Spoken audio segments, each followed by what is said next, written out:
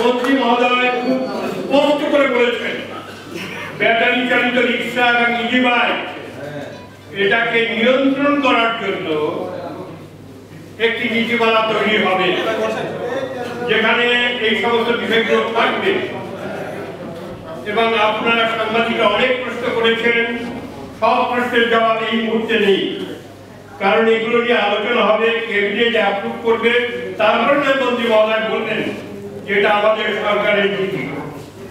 ফলে this is a beginning, এবং আমি মনে করি গুড বিগিনিং। আমরা আজকের এই মেরিবর্ষে পরিবহন শ্রমিকদের জন্য একটি শুভ অধ্যায় সূচনা করলাম, এবং আমি বিশ্বাস করি যে মাননীয় মন্ত্রীকে আমি যতটুকু দেখেছি উনি অত্যন্ত সরল মনের মানুষ। এটা এক একটা এলাকার মানুষের এক ধরনের কি বলে এক ধরনের সংস্কৃতি থাকে। ওনাকে আমি যতটুকু দেখেছি অত্যন্ত সরল প্রকৃতির মানুষ। উনি আইনত, ধর্মত, ন্যায্যত যে বিষয়গুলো তুলে ধরা হবে আশা করি উনি তা বিবেচনা করবেন। অন্যায়কে আমরাও প্রশ্রয় দেব না, সরকারও দেবে না। অন্যায় যে করে, অন্যায় যে সহে ঘৃণা করে আমরা সেটা বিশ্বাস করি।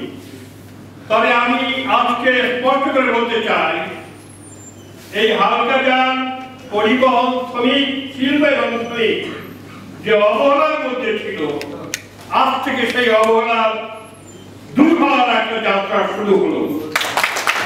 আমি বিশ্বাস করি যে মাননীয় মন্ত্রী সে কথা স্পষ্ট করে বলেছেন যে আপনারা এতদিন পর্যন্ত যে অবহেলার মধ্যে ছিলেন সেই অবহেলা এই দিনক্ষণ আজকে থেকে অবসানের যাত্রা শুরু হলো।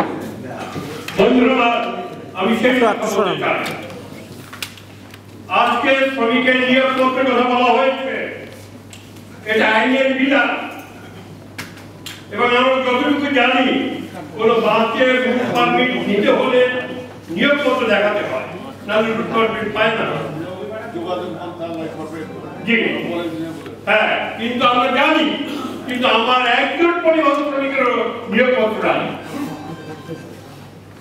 আর দুর্ঘটনা ইচ্ছা করে কেউ দুর্ঘটনা করে না, নানা পরিস্থিতি শিকার হয়ে দুর্ঘটনার শিকার হয়।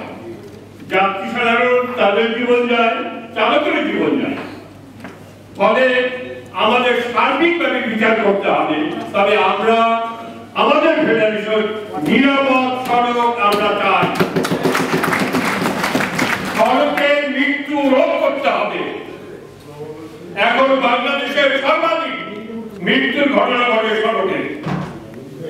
এই মৃত্যুর যে মৃত্যুর যে সড়ক, এটা আমরা দূর করতে চাই সকলে মিলে, মালিক, শ্রমিক, সরকার এবং নাগরিক সমাজ, সবাইকে ঐক্যবদ্ধ হয়ে আমাদের এই দুর্ঘটনা রোধ করতে হবে। আমি আর কথা না বাড়িয়ে আপনাদের সবাইকে আরেকবার ধন্যবাদ জানিয়ে এবং মেরিবর্ষের যে বীর শহীদের রক্তের বিনিময়ে অর্জিত হয়েছে তাদের প্রতি আবারও বিনম্র শ্রদ্ধা জানিয়ে আমি আমার বক্তব্য শেষ করছি। দুনিয়ার বন্ধু এক জয়।